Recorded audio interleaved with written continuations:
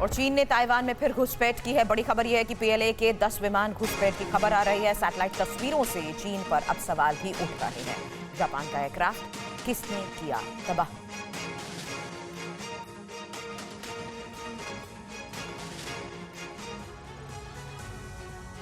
Ukraine पर Russian हमले के बाद से ही ताइवान को चीन के हमले का डर सता रहा है। रूस यूक्रेन जंग के बाद जितनी तेजी से ताइवान में चीन की घुसपैठ बढ़ी है, उनसे हमले की आशंका गहरा गई है। कल ही चीन ने ताइवान की हवाई सीमा में दोबारा से घुसपैठ की है। ताइवान का दावा है कि उसके दक्षिण पश्चिमी हवाई सीमा में चीन के 10 एयरक्राफ्ट ने घुसपैठ की।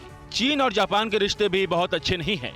इस बीच सैटेलाइट तस्वीरें सामने आई हैं जिसमें जापान का एक सेल्फ डिफेंस फोर्सेज यानी एसडीएफ का एयरक्राफ्ट तबाह कर दिया गया है। एयरक्राफ्ट के टुकड़े जगह जगह बिखरे नजर आ रहे हैं। जापान के इस एयरक्राफ्ट पर हमले के लिए चीन पर ही उंगली उठ रही है। तस्वीरें चीन के शिनजियांग की हैं।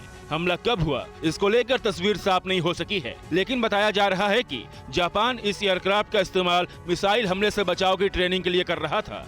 2 सैटेलाइट तस्वीरें आप देख रहे हैं। पहली तस्वीर इसी साल मई महीने की है, जबकि दूसरी तस्वीर 13 जुलाई की है, जिसमें जापानी एयरक्राफ्ट का मलबा दिख रहा है। आशंका है कि जुलाई की शुरुआत में ही चीन ने इस पर हमला किया था।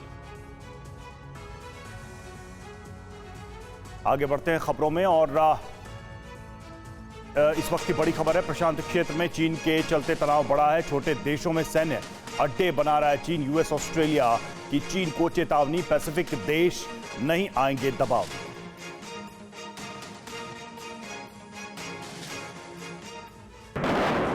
रूस यूक्रेन जंग के बाद प्रशांत क्षेत्र में भी तनाव बढ़ने की आशंका है। चीन प्रशांत क्षेत्र के छोटे देशों में निवेश करके उनका इस्तेमाल अमेरिका और ऑस्ट्रेलिया जैसे बड़े देशों के खिलाफ करना चाहता है, जिसकी वजह से इन देशों की टेंशन बढ़ गई है। दक्षिण प्रशांत क्षेत्र के नेताओं ने फिजी में 4 दिवसीय पैसिफिक आइलैंड्स फोरम यानी PIF की बैठक के बाद चीन को 2 टूक कहा कि इस फोरम का कोई देश चीन के दबाव में नहीं आएगा और हर देश को अपनी सुरक्षा का अधिकार है। किरीबाती ने इसी हफ्ते फोरम से अलग होने का ऐलान किया था, जिसे 18 देशों के संगठन की एकता के लिए झटका माना जा रहा है।